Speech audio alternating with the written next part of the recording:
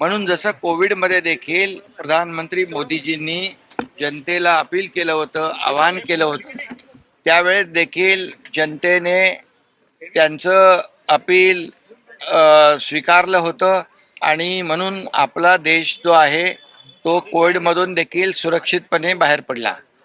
आता हे जे अपील केलेलं आहे, आवाहन केलेलं आहे, राष्ट्रहित डोळ्यासमोर ठेवून, देशहित डोळ्यासमोर ठेवून केलेलं आहे आणि त्यामुळे आपण जन्य परिस्थितीमध्ये सर्वांनी, सत्ताधारी पक्ष असेल, विपक्ष असेल, सर्वांनी एकत्र येऊन या परिस्थितीला तोंड दिलं पाहिजे. या ठिकाणी जे त्यांनी काटकसरीचं नियोजन सांगितलेलं आहे त्याप्रमाणे पेट्रोल, डिझेल याचा वापर कमी झाला पाहिजे.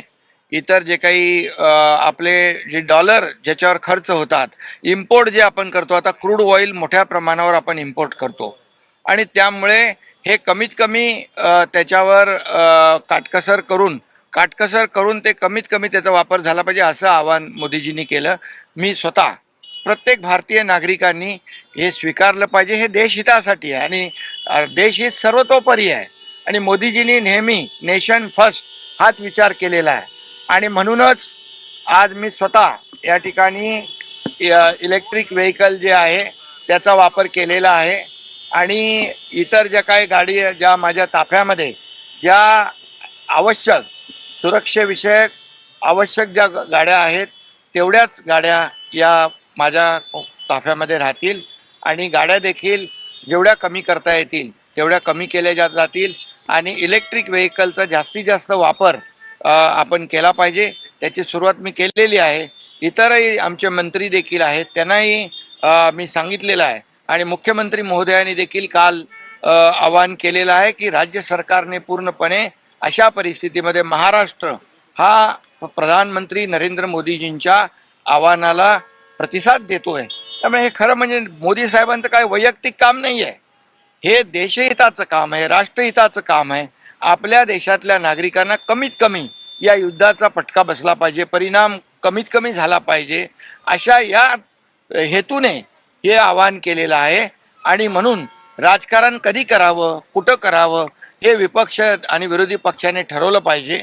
खरं म्हणजे राजकारण करायच्या खूप वेगवेगळ्या प्रसंग असतात, वेगवेगळ्या संधी असतात, परंतु राजकारण अशा परिस्थितीमध्ये विरोधकांनी करता कामा नये.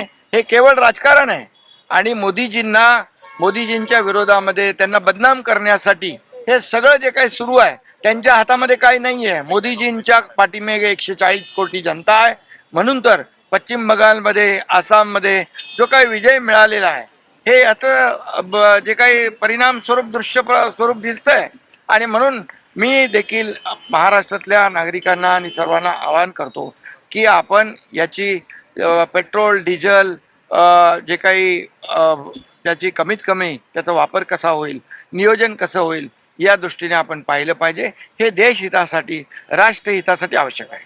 मुख्यमंत्र्यांनी आदेश केले की आता विमानं देखील आता वापरता येणार नाही. ज्या माध्यमातून इंधनाचा वापर कमी करून इंधनाची बचत करता येईल त्या माध्यमातून आपण ती केली पाहिजे. अमोल कोल्हे असं म्हणतायत की अबकी बार तोंड दाबून मुक्क्यांचा मार, अशा प्रकारे विरोधक जे आहेत. नाही, आता विरोधक जेव्हा टीका करतात, आज विरोधकांनी देशातल्या अनेक पक्ष आहेत ज्यांनी जेव्हा मोदीजींवर विरोध केला तेव्हा 140 कोटी जनता मोदीजींच्या सोबत आली आणि मोदीजींना त्यांनी साथ दिली.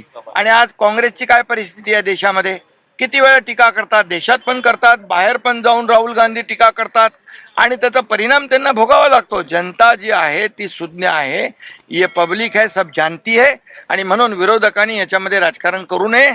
या आव्हानाला देशहितासाठी स्वीकारलं पाहिजे.